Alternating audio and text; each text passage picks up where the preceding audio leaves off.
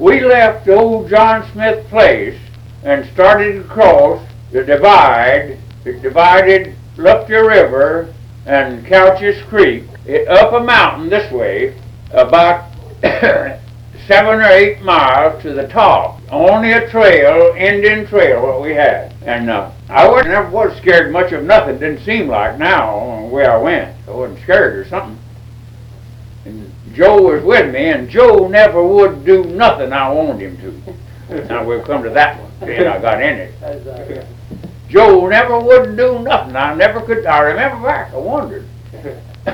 I was just a fellow that wanted to do things. Went around and done them, and I never hated my daddy and mammy or nothing like that. They had some things that was rough, but I done them. Joe was just tough up. Paul wouldn't say a word. I wondered why that was. And I got him over there, though. We went on to the top of the mountain when we went down a great gorge, about half a mile, right down, straight down. And over on the left was a big laurel hemlock rock cliff, a canyon. And you could hear all kinds of squeaking animals in there. As you went down that gorge, I'd hear them. Joe wouldn't say a word. And, well, it was about a half mile, I say, down. We got to the creek. I started fishing. Told me how to get them. You couldn't hardly catch them. You had to know how or you wouldn't get one. I got a pretty good bunch of them. We went down to down the creek, about 3 miles below there, to an old house that a fellow named Taylor Burrell had built many years before that. And he killed 100 bears while he lived at that house. And it was logs. It was pretty high up, still there. It was still standing. And we sat after it was getting pretty dark, and I got up a little wood, and Joe wouldn't do much as I say. I'd have to ask him and beg him to do all the things. And we built a fire right by the house, right by the old log house. There's a big log run across the creek. A large log, and the creek is about 50 yards across it, I guess. Pretty good creek. And I never thought nothing about it much. I wasn't scared, I could tell you, and I wasn't talking nothing about it. But I know there's animals in there some kind. That old dog we had, old Tig. My old dog, boy, he's a bat. He's as mean as the devil, too. He was so mean I had to hang him up to a bush and whip him sometimes. And anyway, you know what he'd do when I turned him loose? He'd jump up on me and wiggle his tail, and oh, he was the happiest thing in the world, yeah. He'd run off behind a tree up there and go to barking. Wasn't a thing there at all. He knows what I wanted, but he couldn't smell nothing but a cat. Now, he could smell a cat, but he don't care how big you was. And he didn't care how big it was, he'd run them. Well, we was sitting there eating. I'd skin the fish, I'd fix the fish, got them at the spring about 20 feet away. Now, 20 feet, about all it was. And we had an old frying pan, and I'd fried the fish and the meat. That meat scent went way up in the air, buddy, to them animals, especially a panther. Except my mother told me all about it before that time.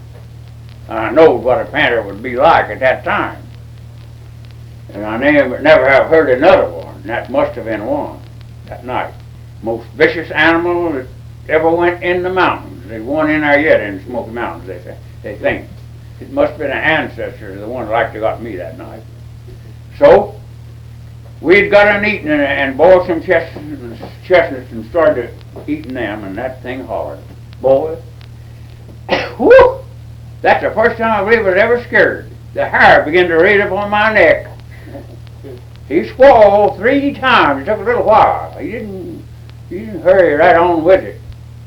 And he growled at the last.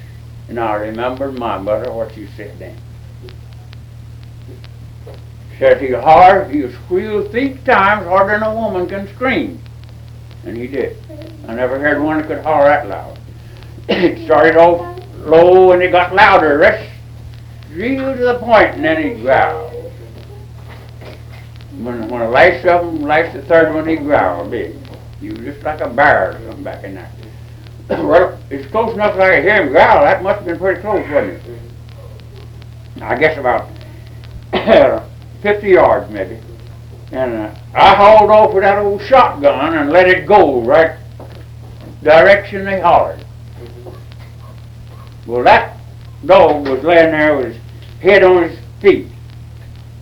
And when I shot, he jumped just like that. His tail stuck straight up and his wrists up. I said, "Get him, Tiger." Boy, he went across that log in a jerk of nothing. Yes, sir. Yeah, he knows where that log was. It's dark. And he hit that thing over there just a yelp, like he had it right there, you know. But he could see it somewhere sitting there. And yeah, in about 4 or 5 minutes, it stayed there, and then I heard it hit the ground. And hit the ground. When it hit the ground, it jarred and shook everything over there. I could hear it, and he lit out. But I never heard a dog squeal and scream like he was just right at it nearly, but he didn't quite get it. It might have been a good idea. Well, he run it for about 50 more yards on around the field, a kind of old field, little old field where the man hadn't cleared and tended it. Raised a little corn, I guess.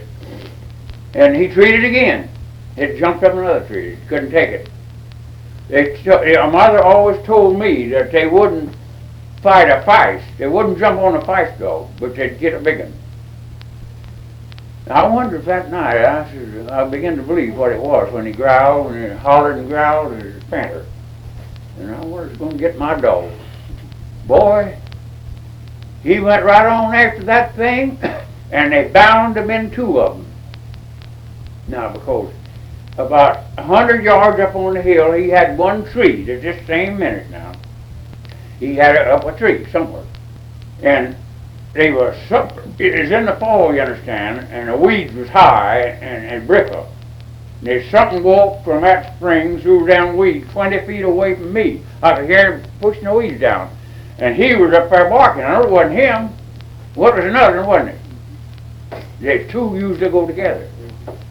But they won't come to a fire. My mother told me all this now.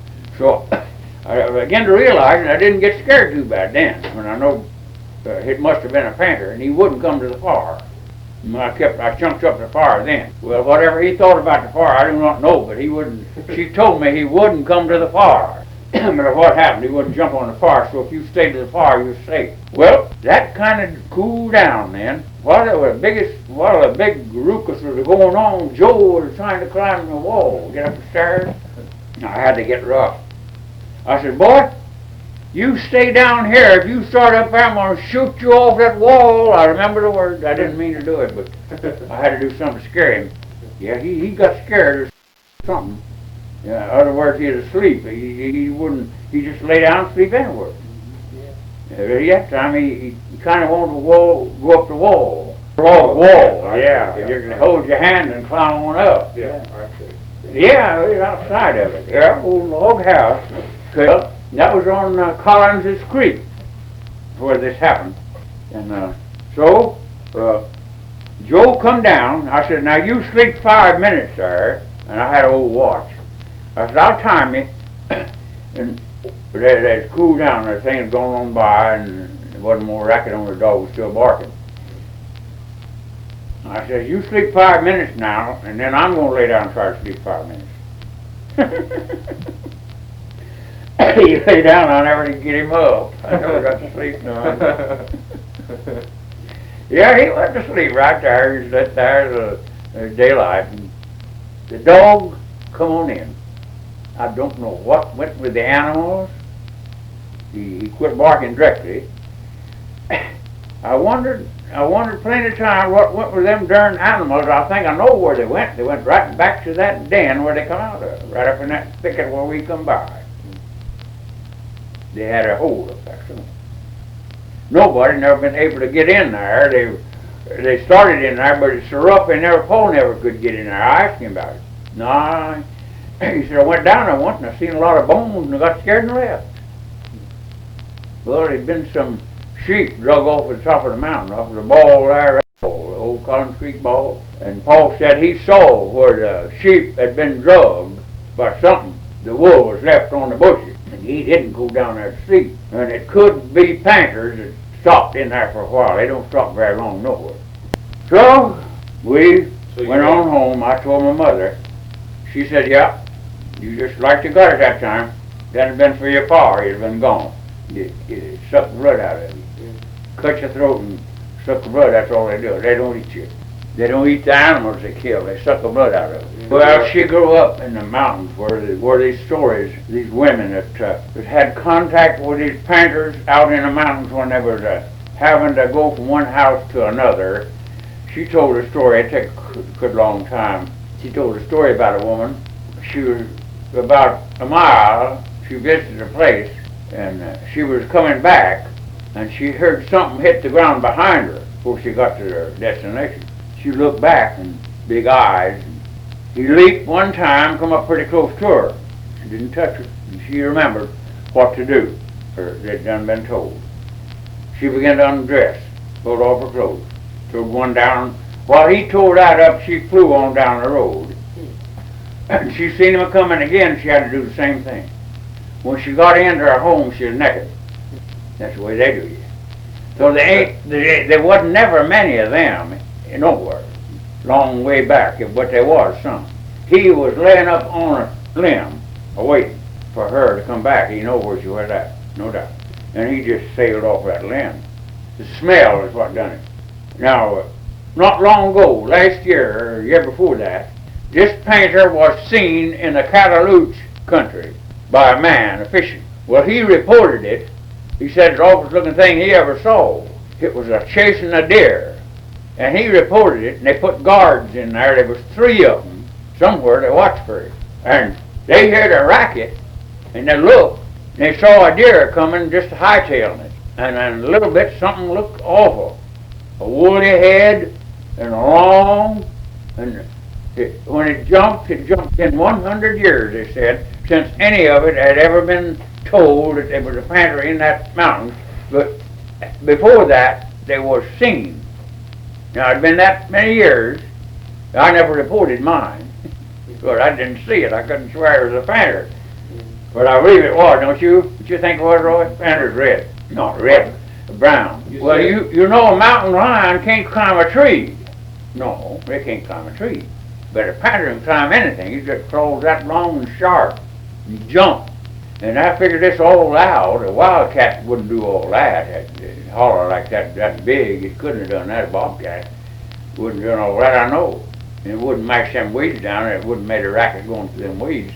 But this panther is a big, like, he was bigger than my dog, bigger. It had to be the way it hit the ground.